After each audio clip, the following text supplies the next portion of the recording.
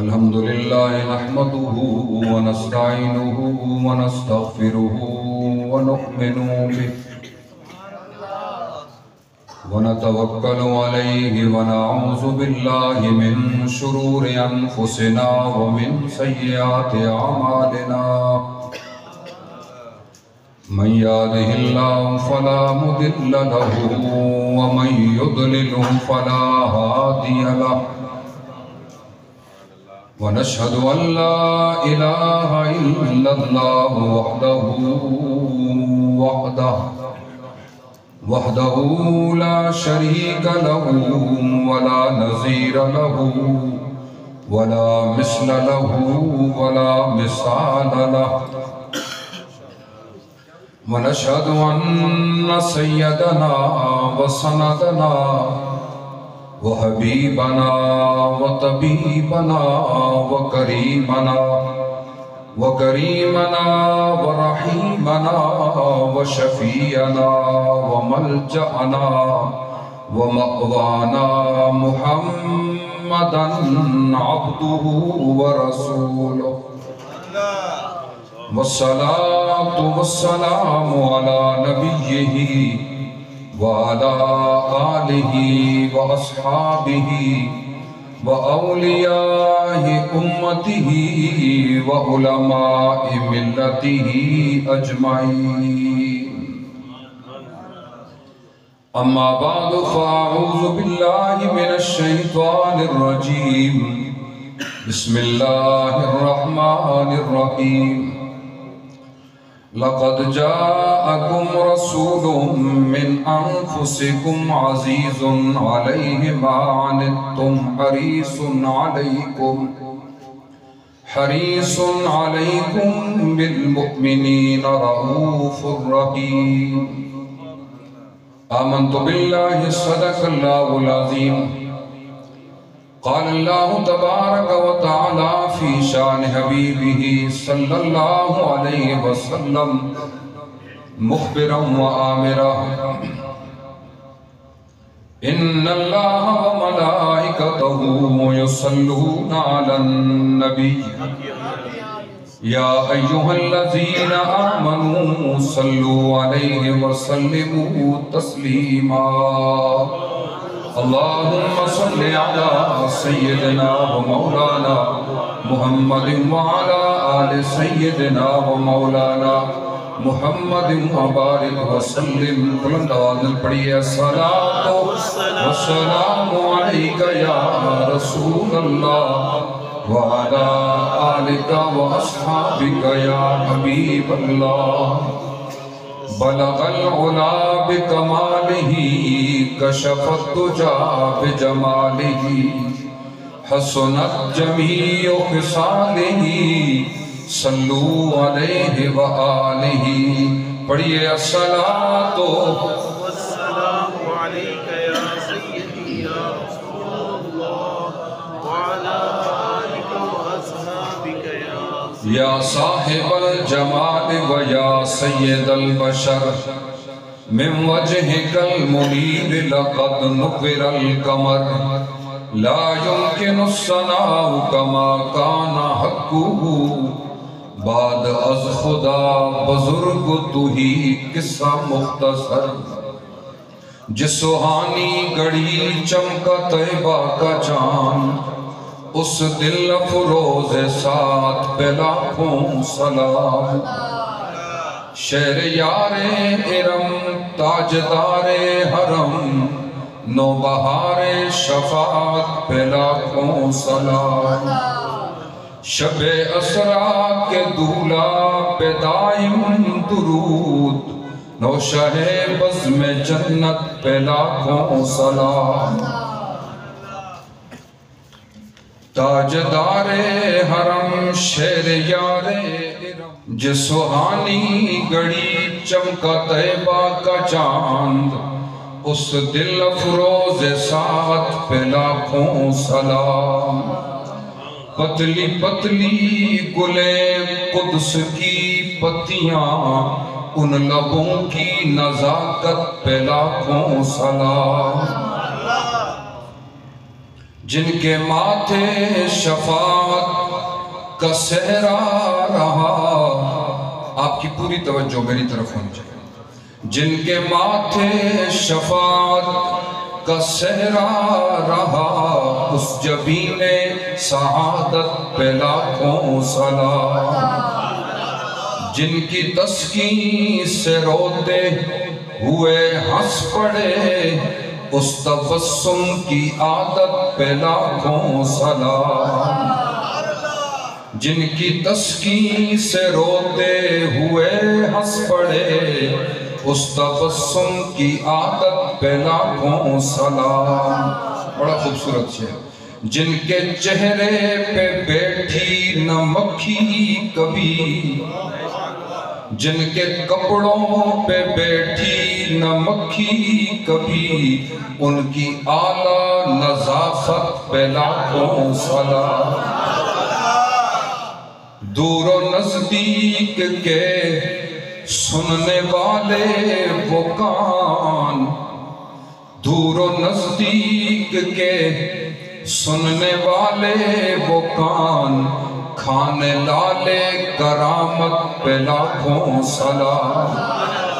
ہم یہاں سے پڑھے وہ وہاں پر سنے, ہم یہاں سے کہیں وہ مدینے سنے, ان کی اعلیٰ سماعت پہ لاکھوں سلام. غوث اعظم امام التقا والنقا جلوہ شان قدرت پہ لاکھوں سلام. فتح باب نبوت پہ بے حد درود, سارے پڑھو. فتح باب نبوت پہ بے حد درود, ختم دور رسالت پہ لاکھوں سلام. اور جس نے ختم نبوت پہ پہرا دیا, جس نے ناموس رسالت پہ پہرا دیا, پیارے خادم کی جرت پہ لاکھوں سلام. مجھ سے خدمت کے قدسی کہیں ہاں رضا, مصطفیٰ جان رحمت پہ لاکھوں. حمد و صلاۃ و سلام کے بعد میرے نہایتی واجب الاحترام بالخصوص حضرات علماء کرام اور ہمارے انتہائی مخلص دوست عزیز جناب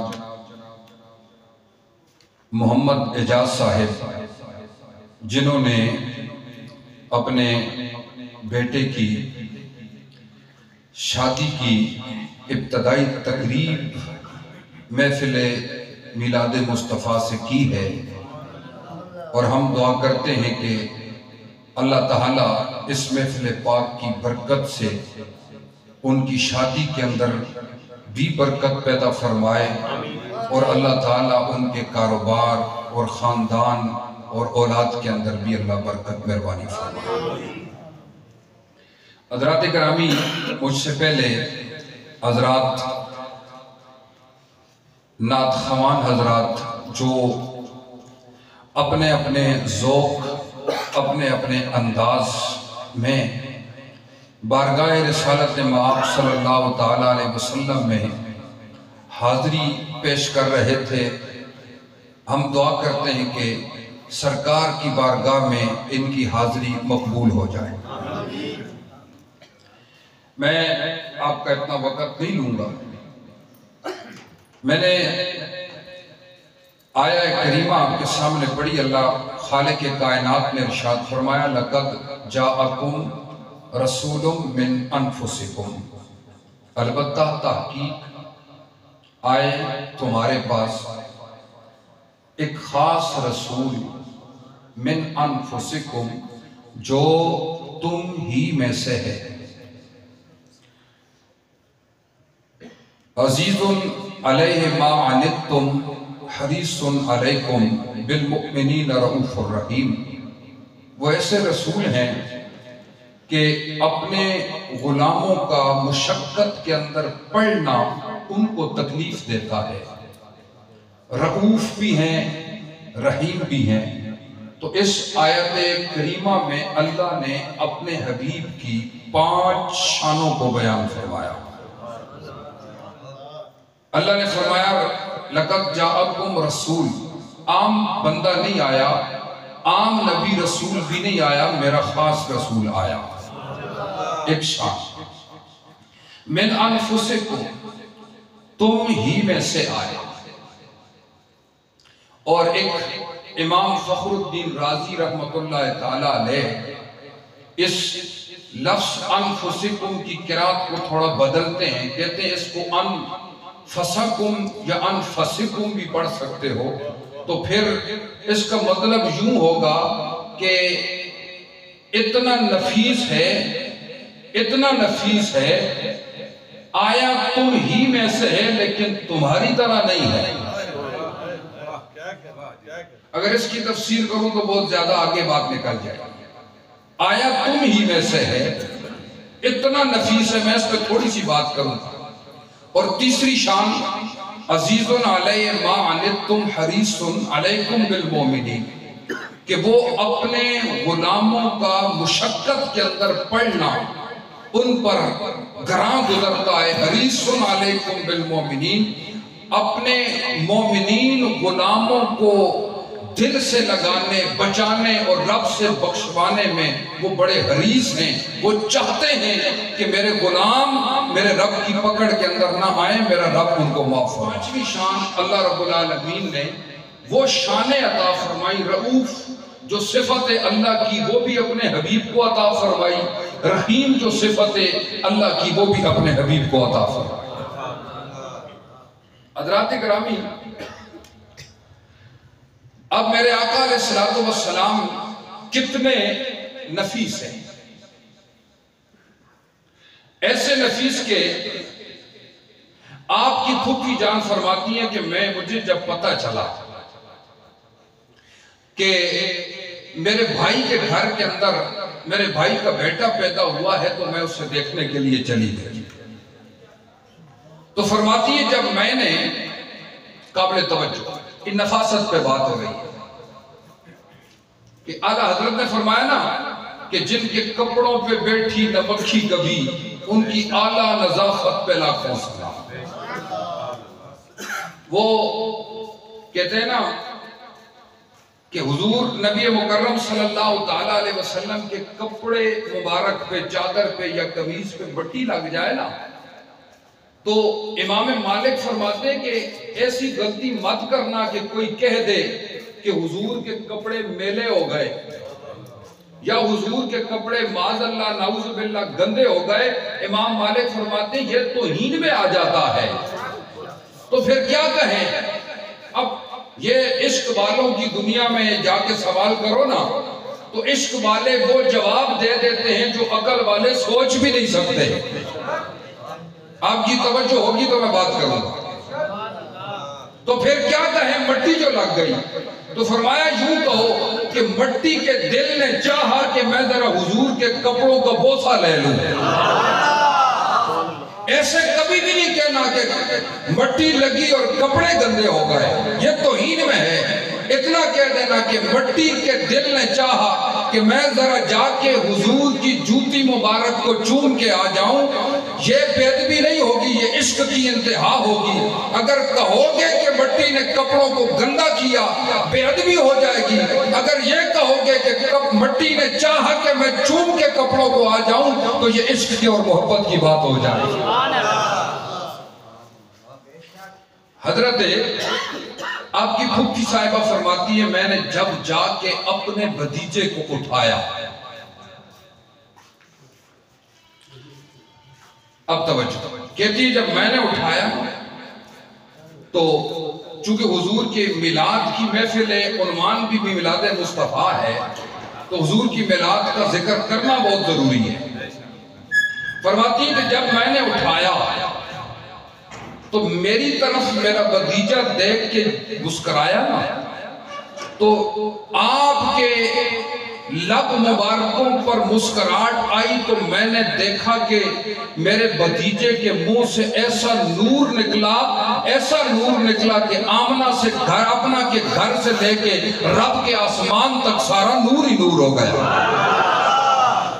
فرماتی ہے میں نے 6 بڑی چیزیں دیکھی۔ اب نفاست کا عالم دیکھا، میں نے 6 چیزیں، پہلی شے یہ دیکھی، پھر فرماتی ہے میری نظر حضور کے سر مبارک پہ گئی۔ توجہ ہے بھائی؟ وہ پیچھے جو حضرات بیٹھے ہیں میری طرف توجہ رکھیں نا، حضور کے میلاد کی محفل، یہاں ایک بات ذہن کے اندر رکھ لیں، بے شک آپ کو ہمارے بلو بھائی نے دعوت دی ہوگی کہ آج آنا ہمارے ڈیرے پہ محفل میلاد مصطفیٰ ہے، لیکن یاد رکھنا یہ حقیقت میں انہوں نے نہیں بلایا، آتے ہیں وہی جن کو سرکار بلاتے ہیں۔ تو ہمارا یہ یقین کامل ہے کہ ہم حضور کا ذکر بعد میں کرتے ہیں، سرکار اپنی محفل میں ہمارا نام پہلے لے لیتے ہیں۔ تو آپ ان کی توجہ میں ہو، آپ ان کی نظروں میں ہو، آپ ان کی نظروں میں ہو جو نبی۔ آپ ایک دفعہ تشریف فرما تھے، میں آپ کی توجہ کے لیے ایک بات عرض کرنا چاہتا ہوں، اور ایک دم کڑاکے دار آواز ہوئی، جس طرح بہت بلندی سے گہرائی کے اندر پانی کے اندر کوئی پتھر گرے اور آواز پیدا ہوتی ہے، ایسی آواز پیدا ہوئی تو حضور نے فرمایا میرے غلاموں تمہیں پتہ ہے یہ آواز کس کی تھی؟ حضور کے غلاموں نے کہا اللہ عالم و رسولہ، یا رسول اللہ اللہ جانتا ہے، اللہ کا رسول جانتا ہے کس کی آواز تھی۔ حضور نے فرمایا 40 سال پہلے جہنم کے کنارے سے پتھر چھوڑا گیا تھا، 40 سال کے بعد وہ تہ تک پہنچا ہے، یہ اس کی آواز ہے۔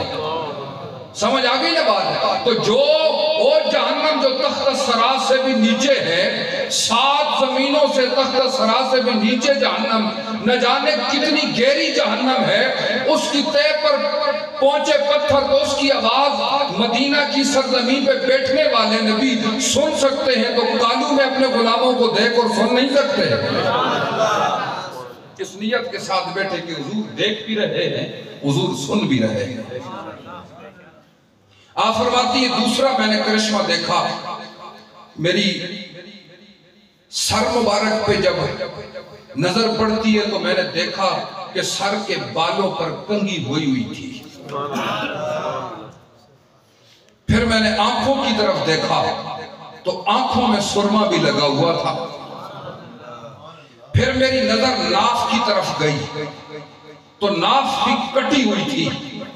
تو اب میں نے ارادہ کیا، اب چھٹی بات، میں نے ارادہ کیا، کون سا ارادہ؟ کہ میں اپنے اس بھتیجے کو نہلاؤں۔ ابھی ارادہ کر کے نہلانے کے لیے 2 قدم اٹھائے تھے تو آواز آئی اے خاتون رک جا، ہم نے اس کو طیب اور طاہر بنا کے بھیجا ہے، یہ تمہارے غسل دینے کا محتاج نہیں ہے، یہ وہ آیا ہے جو پورے زمانے کو غسل کرا کے اسے پاک اور صاف فرما دے گا۔ حضرات کرامی، ہم اس آقا کی محفل پاک میں لَقَدْ جَاءَكُمْ رَسُولٌ مِّنْ أَنفُسِكُمْ عَزِيزٌ عَلَيْهِ مَا عَنِتُّمْ حَرِيصٌ عَلَيْكُمْ بِالْمُؤْمِنِينَ۔ اس کی اوپر 2-3 باتیں۔ مومنوں کے اوپر رسول کائنات حریص کیوں ہے؟ اپنے غلاموں کو تکلیف کے اندر دیکھ کے خود مشقت میں تکلیف میں آ جاتے ہیں۔ اب ذرا سوچو، جو دنیا میں اپنے غلام کی تکلیف کو برداشت نہیں کر سکتے، کل اپنی ذات پہ پڑھنے والے درود پڑھنے والے غلام کو کل قیامت کے دن کیا جہنم کی آگ میں جلنے دیں گے؟ تو آج موقع ہے نا، حضور سے وفا کر لو، آج حضور سے وفا کر لو، محبت کرتے ہو، اس میں کوئی شک نہیں، محبت ہے ہمارے دل میں، اور محبت کی پختگی اور محبت کے امتحان میں کامیابی کے لیے وفا کا ہونا ضروری ہے۔ آئیے ایک مثال، ایک واقعہ اور بہترین واقعہ۔ حضور کے غلام تھے جن کا نام تھا جلابیب، نام یاد رہے گا؟ حضرت نام کیا ہے کوئی نہیں جانتا، نسب کیا ہے، قوم کیا ہے، قبیلہ کیا ہے، اور منڈیوں سے بکتا ہوا حضور تک پہنچا۔ حضور کے آس پاس حضور کی محفل پاک میں آگے پیچھے۔ ایک دفعہ حضور نے پوچھا، میرے غلام تو شادی کیوں نہیں کرتا؟ چونکہ یہ محفل شادی کی بھی ہے نا جی، تو یہاں ایسی بات بھی ہونی چاہیے جو شادی کے محفل کی مناسبت بھی ہو جائے۔ یہ میرے آقا علیہ الصلوۃ والسلام کی سنت ہے۔ حضور نے فرمایا شادی کرو، اولاد پیدا کرو، کل تمہاری کثرت کی وجہ سے میں دوسری امتوں پر قیامت کے دن فخر فرماؤں گا۔ اب یہاں ایک اور بات بھی نا، لوگ کہتے ہیں جی کہ قرآن میں تو 4 2 2 3 3 4 4 شادیوں کا حکم ہے کہ نہیں؟ بولے نا حکم ہے۔ اگر حکم ہوتا تو میں بھی 2 کرتا، آپ بھی 2 کرتے، لیکن اب شادی کی جب بات آتی ہے تو ادھر دھوڑ کے جاتے ہیں کہ 1 نہیں 2 ہونی چاہیے، 2 نہیں 3 ہونی چاہیے جی۔ ارے بابا حکم نہیں ہے، 2 3 4 شادیاں کرنے کی اجازت ہے، کر سکتے ہو، رکھ سکتے ہو تو کرو، لیکن اولاد، حضور نے فرمایا اولاد پیدا کرو، کل تمہاری کثرت کی وجہ سے میں دوسری امتوں پر قیامت کے دن فخر فرماؤں۔ 80 صفحے ہوگی رسول اللہ کی امت کی، 80 صفحے، اور باقی دوسری امتوں کی جتنے نبی آئے 1,24,000 قوم و بیش نبی آئے، ان نبیوں کی امتوں کی 40 صفحے ہوں گی، میرے اور آپ کے آقا کی امت کی 80 صفحے ہوں گی۔ حضور نے فرمایا جلابیب شادی کیوں نہیں کرتا؟ یا رسول اللہ رنگ کا کالا ہوں، غلام ہوں، منڈیوں سے بکتا ہوا آیا ہوں، مجھے کون رشتہ دے گا؟ اب دیکھیں نا، غلام تھوڑا تکلیف میں ہے، اور وہ تکلیف دے رہی ہے محمد مصطفیٰ کو، شادی کے لیے دل کرتا ہے لیکن پاس کچھ نہ ہونے کی وجہ سے آرزو دل میں جو ہے زبان پہ نہیں آ سکتی، لیکن باپ کا دل کو کہ میرے غلام چاہتا کیا ہے؟ یا رسول اللہ قوم نہیں، قبیلہ نہیں، نام نسب نہیں ہے، معاشرے کے اندر میری پہچان کوئی نہیں، کوئی مجھے جانتا نہیں سوا غلامی کے، میرا گھر بار نہیں ہے۔ حضور نے فرمایا بتا شادی کرنا چاہتا ہے کہ نہیں کرنا چاہتا؟ یا رسول اللہ شادی کرنا چاہتا ہے۔ آپ نے فرمایا جا تو خود اور فلاں قبیلے کے سردار کو جا کے کہہ کہ میں محمد نے مجھے بھیجا ہے کہ تو اپنی بیٹی کا رشتہ میرے ساتھ کرا دے گا۔ اب دیکھیں بھائی قبیلے کا سردار کہاں اور منڈیوں سے داموں کے اندر بکتا ہوا آیا ہوا غلام کہاں؟ لیکن ایک قوم ہے اپنی قوم کے باہر شادی نہیں کرواتی، ایک رواج ہے، چل پڑا ہے، ویسے حکم بھی ہے، شریعت کا حکم بھی ہے اپنی کف کے اندر شادی کرو، لیکن یہ منع بھی نہیں ہے کہ کہیں اور بھی شادی کرو۔ حضور نے فرمایا جاؤ اس سردار کو جا کے کہو۔ وہ غلام گیا، دروازہ کھٹکھٹایا اور حضور کی بات سنائی، پریشان ہو گیا۔ سردار ہوں، معاشرے کے اندر ایک میرا مقام ہے، بہت بڑا میرا مقام ہے، اپنے علاقے کا سردار ہوں میں، اگر اس غلام کے ساتھ بعد نکاح کرا دیا، لوگ مجھے کیا کہیں گے کہ منڈیوں سے بکتا ہوا آیا ہوا غلام جلابیب ایک سردار نے اپنی بیٹی کا اور خوبصورت بیٹی کا رشتہ دے دیا، لوگ کیا کہیں گے؟ اس غلام کو کہا کہ مجھے اپنی بیوی سے مشورہ کرنے دیں، جا کے بیوی سے مشورہ کرتا ہے، بات چیت لمبی ہو گئی، جب بات چیت لمبی ہوئی نا تو اپنے بیڑ سین کے اندر کام کرنے والی وہ خوبصورت سردار کی خوبصورت بیٹی اس کے کانوں پہ بات لگی اور کہنے لگی کہ یہ کانفرنس تو لمبی ہو گئی، کہنے لگی ابا جان آپ شاید رشتہ نہ دینا چاہتے ہوں، یہ بات ٹھیک ہے جو آپ کر رہے ہیں، لیکن جو دروازے پہ آیا ہے اسے نہیں دیکھنا، جس نے بھیجا ہے اس کو دیکھنا،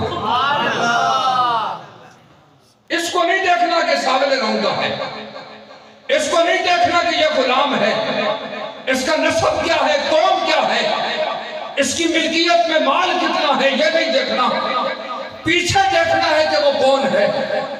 ایسی اسلام کی وہ بیٹی جس نے ایک ریکارڈ قائم کر کے رکھ دیا، اسلام کی بیٹیاں، اس وقت اسلام کی ایسی بیٹیاں تھی، یہاں پہ بات یاد رکھنا، ایک بیٹی تھی حضرت سمیہ رضی اللہ تعالی عنہ، جن کی گود میں حضرت عمار بن یاسر جیسے جوان نے پرورش پائی۔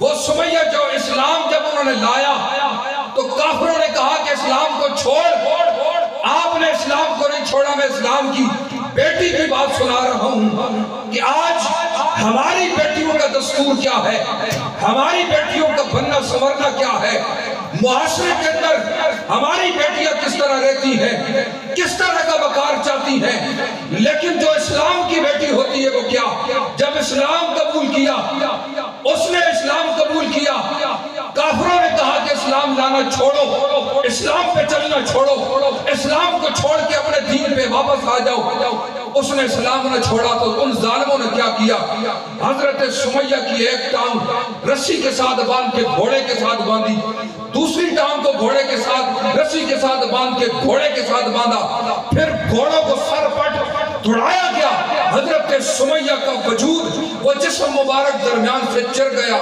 دو ٹکڑے ہو گئے، لیکن اسلام کو نہیں چھوڑا۔ ایک اور اسلام کی بیٹی ہے جس کا نام ہے ام عمارہ، جس کی گود میں اسلام کے دوست مجاہدوں نے پرورش پائی، حضرت عبداللہ بن زید انصاری اور حضرت حبیب بن زید انصاری، اور حضرت حبیب بن زید انصاری وہ بندہ ہے جو تحریک ختم نبوت کا پہلا شہید ہے۔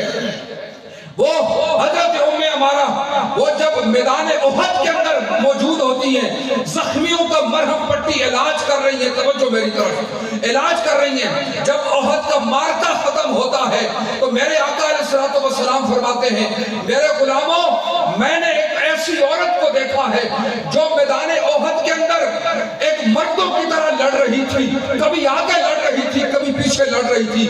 پوچھا گیا یا رسول اللہ وہ کون عورت ہے؟ حضور نے فرمایا وہ حضرت ام عمارہ ہے کہ وہ مردوں کے ساتھ مردانگی کے ساتھ لڑ رہی تھی، اور جب اس عورت کو پتہ چلا کہ رسول اللہ کے سامنے آگے پیچھے دشمن آ گئے ہیں، اس نے وہ مرم پٹی والا بکس وہ تھیلا زمین کے اوپر رکھا، ہاتھ کے اندر تلوار لی اور رسول اللہ کی طرف جانے لگی، اور راستے میں دیکھا کہ اس کا اپنا بیٹا، اپنا لخت جگر، اپنا بیٹا حضرت عبداللہ بن زید انصاری زخمی پڑا ہے، ماں باپ سے گزرتی ہے، کہتا ہے اماں جان میں زخموں سے چور ہوں، میرا علاج کرو۔ آپ نے دیکھا بھی نہیں اور فرمایا بیٹا ابھی تیرے علاج کی ضرورت نہیں ہے، میں نے دیکھا ہے کہ رسول اللہ کے دشمنوں کو وہ لپک کے حضور کی طرف جا رہے ہیں، وہ اپنے سگے بیٹے کو چھوڑ کے رسول اللہ کی طرف جاتی ہے، اور جاتے ہوئے ایک تاریخی جملہ کہتی ہے بیٹا اگر تو نے مجھ سے اپنا حق معاف کروانا ہے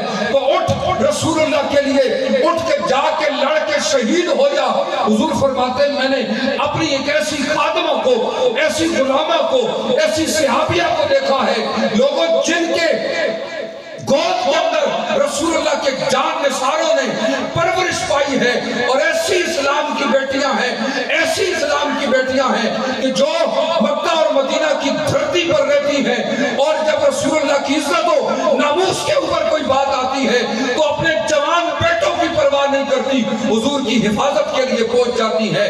اور جب اس بیٹی نے سنا کہ میرا باپ میرا رشتہ نہیں دینا چاہتا، وہ میرا باپ اس کالے رنگ کے غلام سے رشتہ، میں سردار کی بیٹی ہوں، یہ ایک منڈیوں سے بکتا ہوا آیا ہوا ایک غلام ہے، لوگ اس طرح کہیں گے کہ غلام کو اپنی بیٹی دے دی ہے. لیکن کہنے لگی ابا جان اگر آپ میرا رشتہ نہیں کرنا چاہتے بے شک رشتہ نہ کرو، لیکن میں جو قاصد آ گیا دروازے پر اسے خالی نہیں چھوڑوں گی. میں نے یہ دیکھنا ہے کہ اس کو بھیجنے والا کون ہے، اس کو کس نے بھیجا ہے، میں اس کے ساتھ شادی کروں گی. ابا جان کل قیامت کا دن ہوگا، یا دنیا میں لوگوں کے سرداروں کی بیٹیاں بیٹھی ہوں گی، وہ سرداروں کی بیٹیاں کہیں گی میرے ابا نے میرا فلاں جگہ رشتہ کرایا تھا، میرے چاچا نے میرے فلاں جگہ رشتہ کرایا تھا، میرے ماموں نے فلاں جگہ رشتہ کرایا تھا. کل قیامت کے دن بھی یہ عورتیں کہیں گی کہ میرا رشتہ میرے باپ نے کرایا تھا. لیکن ابا جان دنیا ہو یا قیامت ہو میں سر اٹھا کے کہوں گی لوگوں اے دنیا کی عورتوں، میں وہ عورت ہوں جس کا رشتہ باپ نے نہیں کرایا تھا، محمد مصطفیٰ نے کرایا. حضرات گرامی، اسلام بہت بڑی ایسی دولت ہے کہ ایک دفعہ اس اسلام کے نور کو سینے کے اندر داخل کر کے دیکھو، اس کے بعد پھر اسلام جو بہاریں عطا کرتا ہے انسان اپنی ساری زندگی کے اندر ان بہاروں کو سمیٹ نہیں سکتا. حضرات گرامی، یہ شادی مبارک جو ہے یہ آقا علیہ السلام کی یہ سنت مبارکہ ہے. اور میرے آقا علیہ السلام نے 11 شادیاں فرمائی. کتنی؟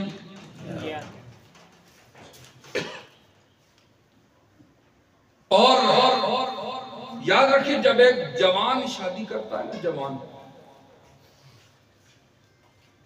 تو شیطان کی چیخیں نکلتی ہیں. لیکن میں یہاں پر بات عرض کر رہا ہوں، شادی میرے نبی کی سنت ہے. شادی میرے نبی کی سنت ہے. آج ہماری شادیاں بگڑتی کیوں ہیں؟ آج ہمارے گھر میں اللہ کا تحفہ آئے بیٹے یا بیٹی کی صورت میں تو ہمارے انتہائی جاہل قسم کے لوگ ہجڑوں کو بلا کے اپنے بیٹی کی خوشی مناتے ہیں. ایسا ہوتا ہے کہ نہیں ہوتا؟ شادیوں میں ایسا ہوتا ہے. یہاں تک یہ بھی سنا گیا ہے، ہم نے دیکھا تو نہیں سنا ہے کہ لوگ شادیوں میں جا کے شراب پیتے ہیں. بیٹے کی شادی کی خوشی، جس شادی کا حکم رسول اللہ نے دیا اور سیدنا عبداللہ ابن مسعود رضی اللہ تعالی عنہ حضور کے وہ پیارے غلام جن کے سینے میں قرآن کا علم اتنا موجزن ہے کہ جن کے علم کی گواہیاں حضور کے صحابہ دیتے ہیں. اور حضور کے نالین، جب بھی حضور اپنے نالین مبارک اتارتے تھے تو عبداللہ ابن مسعود اٹھا کے نا یا اپنی بغل میں رکھ لیتے تھے یا اپنے سینے سے لگا لیتے تھے. شادی ضروری کتنی؟ حضرت عبداللہ ابن مسعود فرماتے ہیں کہ اگر مجھے پتہ چل جائے کہ میری زندگی کا ایک دن باقی ہے، ایک دن، ویسے تو بندے کو پتہ نہیں نا کہ میری کتنی زندگی ہے، آپ فرماتے ہیں اگر مجھے پتہ چل جائے میرا ایک دن باقی ہے تو وہ ایک دن بھی میں بغیر شادی کے نہ گزاروں گا. شادی اتنی ضروری ہے. اگر شیطان کی چیخیں نکالنی ہے نا تو شادی کرو، کیونکہ انسان اور بالخصوص جوان کئی ایسی چیزوں سے بچ جاتا ہے جو بغیر شادی کے بچ نہیں سکتا. دعا کرو کہ اللہ خالق کی کائنات، مالک کی کائنات ہمیں اپنی شادیاں بھی شریعت کے مطابق کرنے کی توفیق۔ ولیمہ جتنا چاہے بڑا کرو، اس کے اندر کوئی ممانعت نہیں ہے۔ ممانعت اس چیز کی ہے کہ جو شادی میں غیر شرع چیز آ جائے، اور جس چیز کی ابتدا ہی ناچ اور گانے سے ہو، پھر اس شادی کا درمیان اور شادی کا انتہا کیا ہوتا ہے یہ آپ جانتے ہیں۔ بیٹا پیدا ہوا، اس کی سنتیں کروائیں، وہ بلا لیے، ناچ گانا کیا۔ جب وہ بیٹا جوان ہوا، جوان ہو کے ماں کو اور باپ کو مارنے لگ پڑا، پھر استادوں کے پاس آ کے دعا کرواتا ہے، تعویذ کرواتا ہے کہ جناب یہ بڑا بے ایمان ہے، یہ ہماری بات نہیں مانتا۔ اس کو کبھی اتنا استاد جی کہہ دینا کہ جب یہ پیدا ہوا تھا کس کو بلایا تھا؟ جی دعا کرو کہ اللہ تعالی ہمیں سنورنے کی اور سمجھنے کی توفیق عطا فرمائے۔ اللہ خالق کائنات، مالک کائنات اپنے حبیب کے صدقے ہمارے اوپر رحم و کرم مہربانی فرمائے۔ تقریر کرنے کا دل تو تھا لیکن وقت بہت زیادہ گزر چکا ہے، پھر انشاءاللہ موقع ملا تو پھر یہ انشاءاللہ ضرور اپنی حاضری پیش کریں گے۔ اللہ تعالیٰ کی پاک بارگاہ میں دعا ہے کہ جو کچھ بھی بیان کیا ہے اللہ قبول فرمائے اور دارین کی سعادت نصیب فرمائے۔